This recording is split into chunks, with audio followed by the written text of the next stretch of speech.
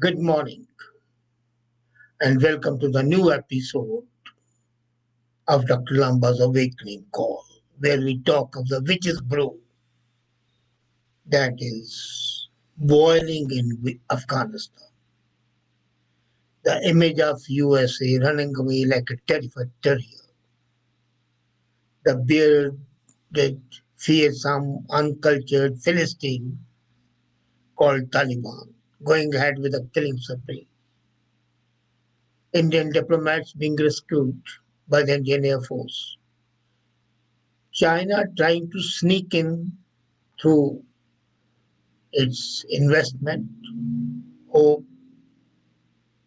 they are all signs of a rich, real witch's brew. What should India do in that case?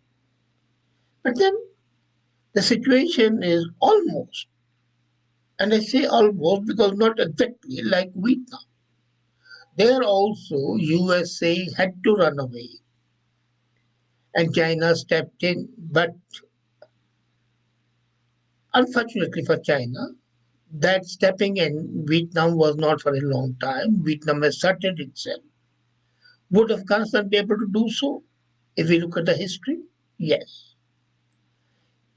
And today, unfortunately, the situation is that USA admits that it has left 90% part, and Taliban claims to be 85% control of Afghanistan. It was early morning, July 2, 3 a.m., that USA, like a thief, abandoned the Bagram airfield, the largest military facility in Afghanistan. The Afghanistan forces, who were awaiting a formal handover, received confirmation of the event 2 hours after they had left. 3.5 million arms and ammunition were left behind by USA, and they were looted by the locals and the Taliban. This was a disgraceful act, and it boosted Taliban's morale. It is likely to be remembered by the Afghan people more than all the terrors of the US foreign policy combined. I shouldn't say terror, but I should say errors. And it's equally bad for the regional allies of USA in Afghanistan, like India. Let's not forget that Afghanistan has a long history of domination by the foreign conquerors and also internal internecine war. They've been fighting each other. Afghans, Duranis, Hazaras, all tribes are constantly fighting each other, and they are fighting. It is at the gateway between Asia and Europe. It was conquered first time 500 BC by Darius I of Babylonia. Alexander the Great of Macedonia conquered it in 329 BC. It was a buffer between British and the Russian Empire till it won its independence in 1919. Mughals, British, Soviets, NATO all failed to subjugate Afghanistan, which offers valuable lessons today. However, 200 years back, the Sikh ruler of Punjab, Maharaja Ranjit Singh, and his brilliant commander Hari Singh Nalwa defeated Afghan tribes of Khyber Pass area. Ahmad Shah Abdali had occupied Punjab, Kashmir, Sindh in 70. But Sikh confederacies liberated these areas from Pakistan, from Muslim rule, from Afghanistan, and made it a part of Punjab. However, as I said, 1999, it became independent, and it was one of the finest countries of the world. Highly educated women, liberal constitutional royalty. And in 1979, USSR entered Afghanistan because they wanted to shore up the newly established pro-Soviet regime, the rebellion was swift. And the rebels were coming in from Iran, Pakistan, China, USA. Civil war raged. Stage was set for Taliban takeover in 1996. And then Taliban emerged from the ashes of post-Soviet civil war. Then came September 11, 2001. And then the attack on Afghanistan because, according to USA, they were giving shelter to Osama. USA NATO forces advanced in influential capacity. 20 years later, thousands of the US servicemen and women were stationed in Afghanistan, Horn of Africa, drone strikes, and you can't imagine the cost to USA was $2.26 trillion. The bulk of the spending of $933 billion was allotted to the US Department of Defense war budget, supplemented with another $443 billion. And since the war in 2001, USA have suffered 2,300 deaths, 20,660 soldiers injured, and I said $2.26 trillion wasted. President Ghani admitted that more than 45,000 Afghanis were killed since he became president. And then what did India do? Since 2001, India has relied on US security guarantees. It started investing millions and billions of dollars. Of course, to offset India, Pakistan started backing Taliban. It always had. And Beijing started ramping up infrastructure projects as Kabul Peshawar Highway. The purpose was to link with the Chinese Pakistan economic corridor. So Kabul Peshawar Highway became the main conduit. Now China has decided to enter Afghanistan very decisively. The way it entered North Korea to support North Korea in the Korean War, it supported North Vietnam in the Vietnamese War, and it's now supporting Taliban. Forgetting the lesson of history that Taliban are extremely fair weather friends.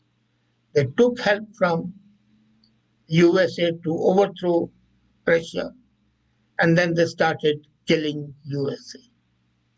The Afghans have taken benefit of billions of dollars from USA, from India, sorry, and now they are turning their backs on India. Anyway, there is a religious extremism, which is not a part of Afghan culture. Afghan culture is extremely Catholic, extremely secular, because the Jirgas are very democratic, and Jirgas listen to the people.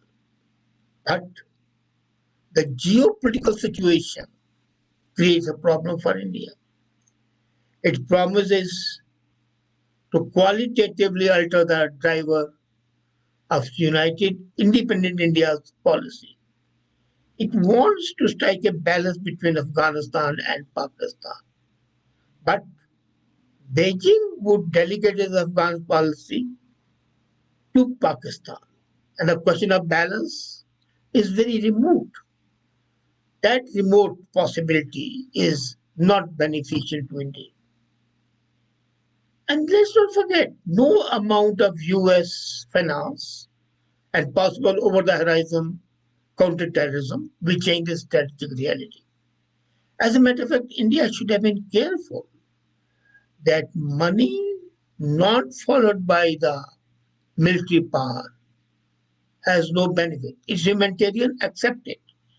But if you want to make a mark in geopolitical situation, then once you give it, you have got to follow it up with deals that bolster up your influence. And that is what USA was doing. That's what England was doing in the colonial era. That's what France was doing. That's what China is doing. You cannot just be a benign benefactor. The benignity must be enforced.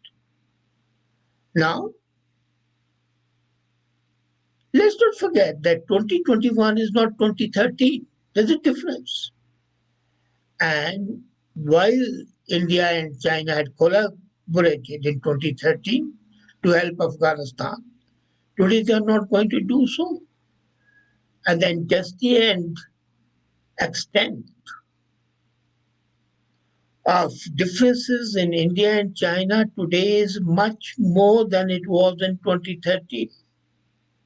Now, Beijing is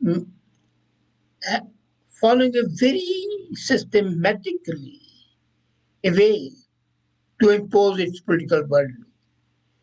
It says, okay, I don't want you to be socialist, I don't want you to be communist. I myself am becoming more and more capitalist. It, and then what it does? It is politically adaptable. But politically adaptability includes military superiority. Now imagine, compare it in Myanmar. Beijing quickly adjusted to the February coup, realizing that including the loss of a cultivated ally in Aung San Suu Kyi was to be offset, and the attacks on second protesters made it learn a lesson, and immediately it left Kyi and joined the army generals. So instead of opting for negotiations, it didn't enter. It doubled down support for the junta. The winning party would get the support. Either the losing party should be capable enough to bolster its image, it will give the help. Otherwise, they'll support the winning party. And now in Afghanistan, 85% control being by Taliban is going to support them. And no media talks about it because they are afraid. Beijing follows the stick and the carrot. So Beijing will accept Taliban's rise even if it occurs using force and is led by Haqqani group. Let's be clear. Till that time, China's centric militants are neutralized and Chinese material interests don't come under attack, Beijing will be quiet. Now, to reposition itself, India has to act on three simultaneous fronts. A, coordinating with US and Quad allies, it must intensify engagement with Iran. It needs a regional land bridge to Afghanistan. Pakistan would not permit it to use the land of Pakistan for India to go there. So the only feasible option is via Chabar or via Bandar Abbas. And if the reports are correct, the commander of the Iran Quds Force, Ismail Kani, was recently in Afghanistan 2 days back.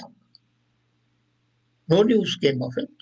And he was strengthening wartime alliance and exploring new ones outside Taliban and with Taliban. Now, Iran's tormented relations with USA and embrace with China notwithstanding, Tehran is opposed to Pakistan-controlled Sunni dominated Taliban-led Islamic Emirate in Kabul. So that's a winning space which India should use. That okay, here come we Tehran, we would support you to impose a Shia-dominated group controlling Taliban rather than Haqqani group. You remember in 2016, the arrest of Kulbhushan Yadav from Iran under unclear circumstances was a complicating factor in this place. So India and Iran should have a convergence, but here comes the political capability of India. Would India be openly able to espouse the Shia point of view opposed to Sunni point of view? Now, openly it cannot do because it doesn't want to annoy Saudi Arabia and the Middle East countries. So it has to have a back channels. Then look here, we'll give you all the support you need.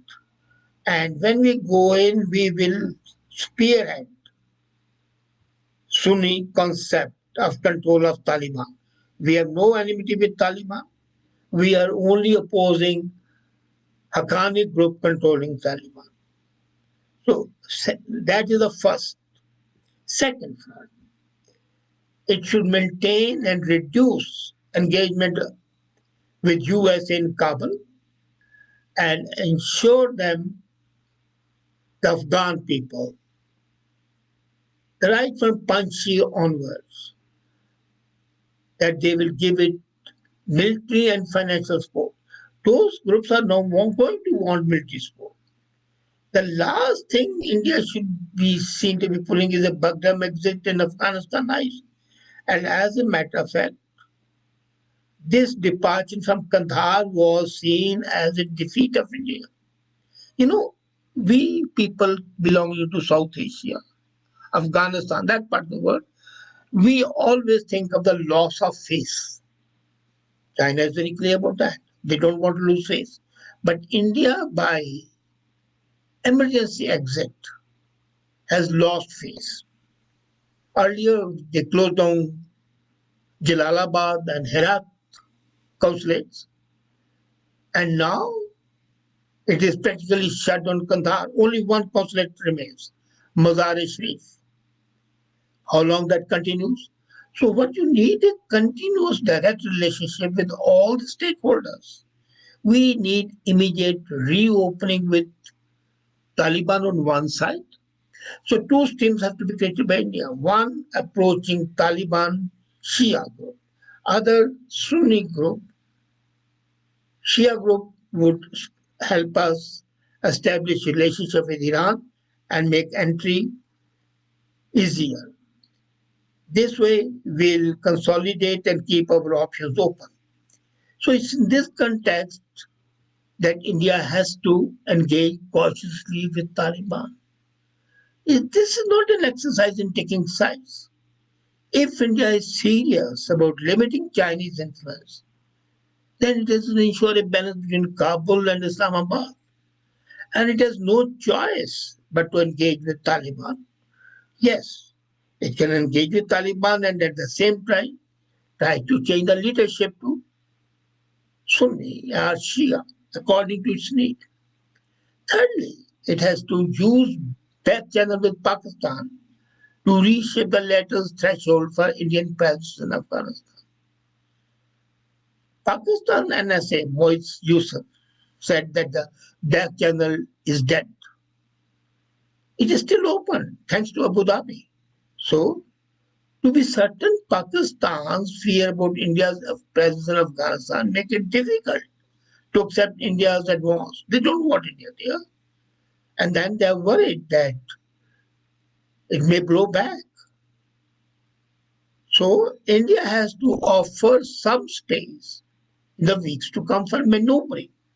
And most importantly, its own maneuvering has to change. You know, there was a time when India's great diplomat like Badru Tyabji and others. But today I don't see a single Muslim diplomat of importance who can interact with Shias and Sunnis. So what Modi government should do is they should hire those people who have good connections with both Shia and Sunni countries. And those people should be committed nationalists. That has to be done. You remember the US led forces and NATO forces to bind up Operation Freedom. And now they are going to close up the operation by August 31. So this concern, the pullout, would lead to instability. And when there's a vacuum, others rush. Taliban is the first to rush in 85%. China is rushing to control Taliban and manipulate Taliban. Let's be clear. So USA has the responsibility to involve India, China, Russia, Pakistan, and Tajikistan. And they have to forget that the imperial overreach policy has no role. So what next? Theoretically speaking, US forces have not been involved in ground combat. They are leaving. Practically, a few soldiers are left. 90% are out. However, troops involved in counterterrorism have been seeking and destroying extremists. So they have to stop it. Today in Afghanistan, a vast security contingent of 650 people is their whole intention. Those are to protect the American diplomats and help secure the Kabul airport.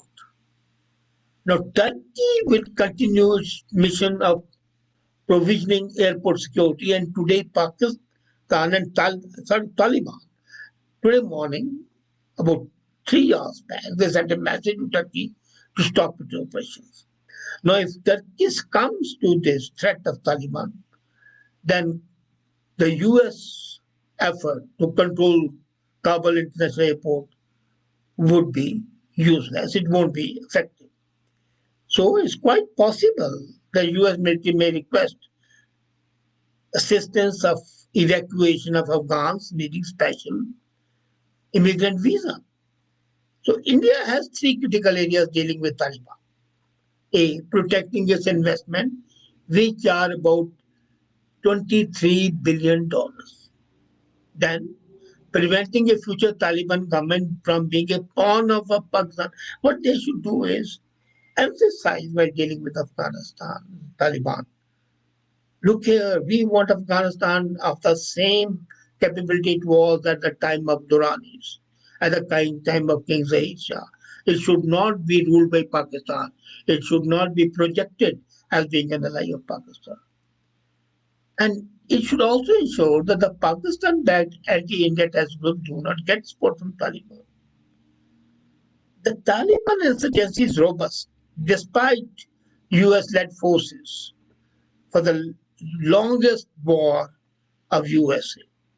It's deplorable that the historians would state the state of Wales and that of ISI defeated America. As a matter of fact, this is the impression being given. So, as US war in Afghanistan closed down, there should be no surrender, there should be no peace treaty, no final victory, and no decisive defeat that USA should take care. India should build bridges with Taliban, both Shia and Sunni sections, and that would help it control Taliban remotely. And it should ensure that there's a gap between Pakistan and Taliban. I don't know what Indian diplomats are doing, but if I were there, I would have tried today to resurrect Osama bin Laden and say how Pakistan, in fact, was ineffective in controlling USA, that they should not kill Osama. You see, in politics, you have got to look to your interest. The Taliban has a probable capacity to be more dangerous.